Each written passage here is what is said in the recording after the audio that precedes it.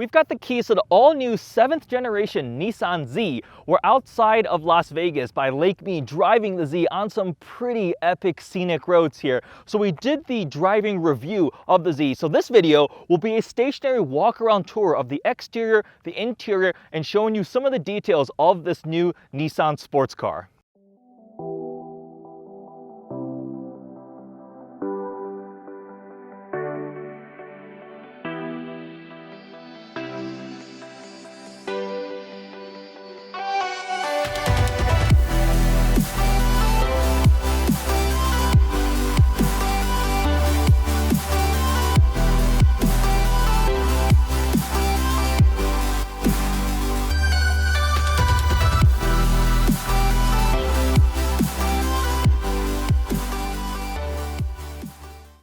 A new Nissan Z is a pretty big deal. 7 generations, 53 years. It's as old as the GTR, and it's one of the best-selling sports cars ever. Second in America, right behind the Corvette. Over 1.8 million have been sold, and it's a legendary name in the automotive enthusiast world, in the JDM world, so a new gen is definitely a big deal. This one has a VR30 now, 3-liter twin-turbocharged V6, making 400 horsepower and 350 pound-feet of torque. We will pop the hood, take a look under there, and see what it's like. Manual transmission is still standard. A new 9-speed automatic transmission is available. It is rear-wheel drive.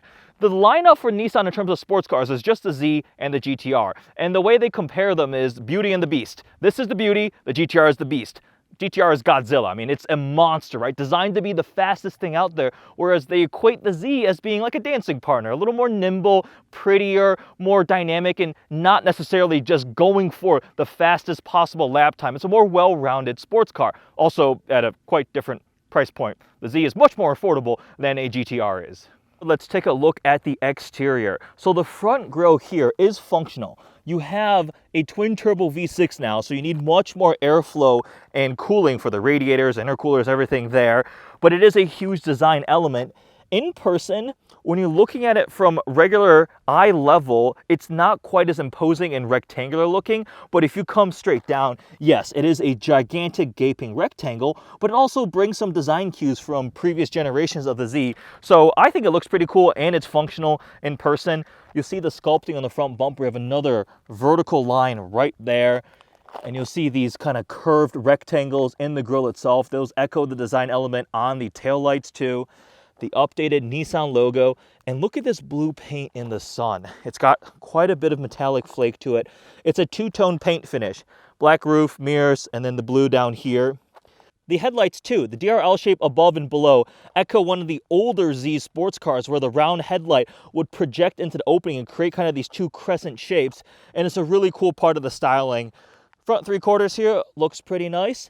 And then the silhouette, the side profile is absolutely iconic.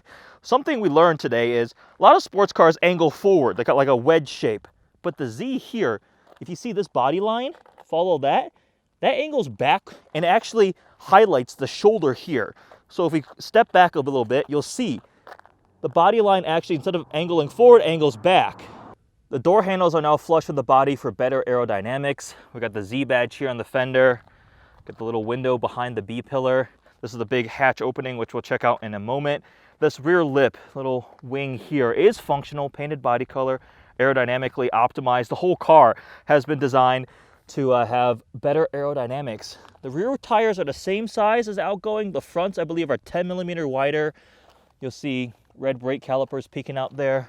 This is a performance trim, so it's got the forged wheels too, which look pretty cool. It's really bright out, obviously, so they're not on, but you can see they have this like 3D look to them, and I'm a huge fan. Another Z badge, again, no number, it's just the Nissan Z, not a 400Z, it's just a Nissan Z. And then more black and painted blue contrast. We have a diffuser down here.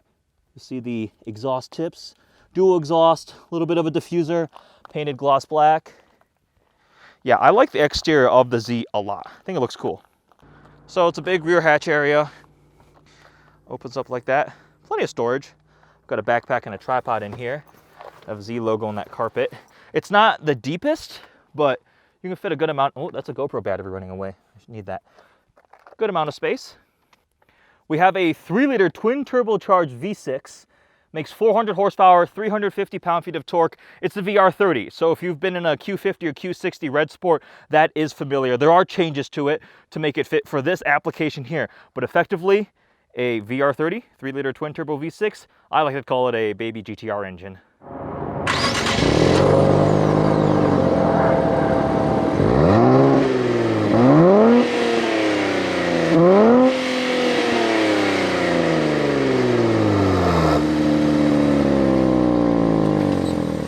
We've got the Nissan Z logo on the door sill.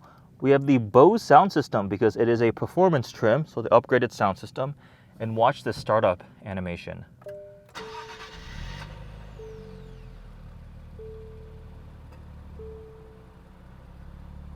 That's pretty cool.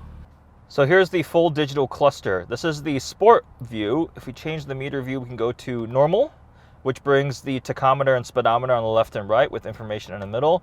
And then there's something they call enhanced view, which I believe is mainly focused on like driver assistance stuff. Look at that. It's pretty cool. But I would prefer sport view, which is what I've been using this entire drive. You notice the tachometer sits in the middle with red line right there, top 7,000 RPM with the shift lights above, which are pretty cool.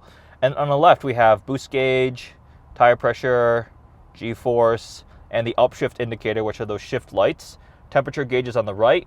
And of course, we still have the classic 3-pod here on the actual dash itself, which shows boost, turbo speed, and battery voltage. Coming down the center console, we'll see the infotainment system, which I've got CarPlay running right now. I see Spotify pulled up. But the upgraded interior with the performance trim gets you a 9-inch screen. The base one is an 8-inch. Both have CarPlay, but only the 9-inch is wireless CarPlay. So again, my phone is not plugged in, just running wireless CarPlay. But even going back to the normal Nissan system, it's the newer updated one, which is much improved from the previous generation. Honestly, if you have CarPlay, that's literally what I always use. When I get in the vehicle, I just set up CarPlay and good to go. Continuing down, we've got some nice stitched leather here, updated dials for your climate control system, some USB ports. This is the S mode button for the transmission, which allows for rev match downshifts. It auto rev matches. The start stop button on the left, and the transmission shifter itself, this manual, 6-speed manual. A lot of work was done for the engagement and feel, so new synchros. It is a updated version of the previous manual transmission, but things like the synchros are changed, the way the shift feel is, and also like how the shift ball feels in your hand, the lever itself. So it's pretty nice. And then we have our heated seat controls. That's how you open the rear hatch. And oh, 2 cup holders. 1, 2. That's a big deal. That's a change. This opens the little console area. You can put some things in there. Slides front and back. Manual parking brake. None of that electronic button stuff. This is an actual physical parking brake. Seat controls. These 2 toggles control front and back. And then this is the recline of the seat back. But then we have a lot more. We have these little rotary knobs for adjusting like the angle of the back of the bottom itself, and a couple things there. And then this lever adjusts where the lumbar is on the driver's seat, which is pretty nice. The seats themselves are a combination of some leather and this suede insert. And you can get blue interior. This one obviously is blue on black. But you can get a blue interior, which I think looks amazing. And that's what I'd option. Blue on blue. It looks awesome. Pretty spacious too in here. Door handles are carryover, so that's the same.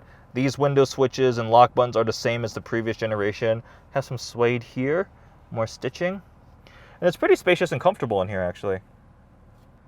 This steering wheel is also updated and worth noting. So we have new buttons and controls, but also apparently they took the R32 GTR steering wheel as inspiration because a lot of people love the way it feels, the shape, the sculpting, the angle, and that was an inspiration for the Z steering wheel since people rarely change their R32 steering wheels apparently. I've never driven an R32 GTR, but this is pretty nice. It's a good size, ergonomically nice, got nice leather stitching across it too. And then the buttons are pretty clear and easy to use. A lot of glossy black though, which is all right. Nissan Z badge here. It's got some texture. You can feel that too.